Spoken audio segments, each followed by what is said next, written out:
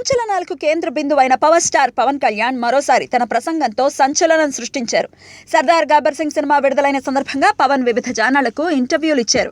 ఆ ఇంటర్వ్యూలలో పవన్ తన మనసులోని మాటను బయటపెట్టారు. ఈ సందర్భంగా తెలంగాణ ముఖ్యమంత్రి కేసీఆర్ పై ప్రశంసల వర్షం కురిపించారు. ఇది రాజకీయ వర్గాలతో పాటు 2 తెలుగు రాష్ట్రాలలో పెద్ద చర్చకు దారితీసింది. కేసీఆర్ సమర్థ పాలన అందిస్తున్నారని, రాష్ట్రంతో పాటు హైదరాబాద్ లో సెటిల్ అయిన సీమాంధ్రులకు సమ ప్రాధాన్యతనిస్తూ సానుకూల దృక్పథంతో ముందుకు సాగుతున్నారు అని ప్రశంసించారు.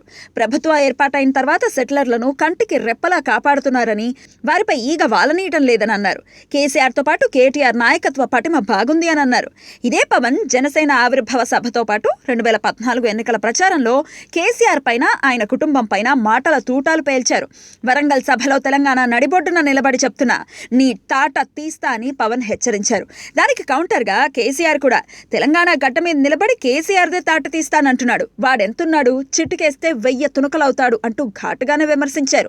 ఇలా కొంతకాలం పాటు కేసీఆర్ కుటుంబం పవన్ ని టార్గెట్ చేసింది. అయితే మారిన రాజకీయ పరిస్థితులు, తెలంగాణలో టీఆర్ఎస్ వరుస విక్టరీలు తదితర కారణాలతో పవన్ ఆలోచనలో పడ్డాడు. దీంతో దూకుడు తగ్గించి కేసీఆర్ కుటుంబం పట్ల మెత్తబడినట్లు కనిపిస్తోంది. అందుకే ప్రెస్ మీట్ లో కేసీఆర్ ను ప్రశంసలతో ముంచెత్తారు అని రాజకీయ వర్గాల్లో చర్చ సాగుతోంది.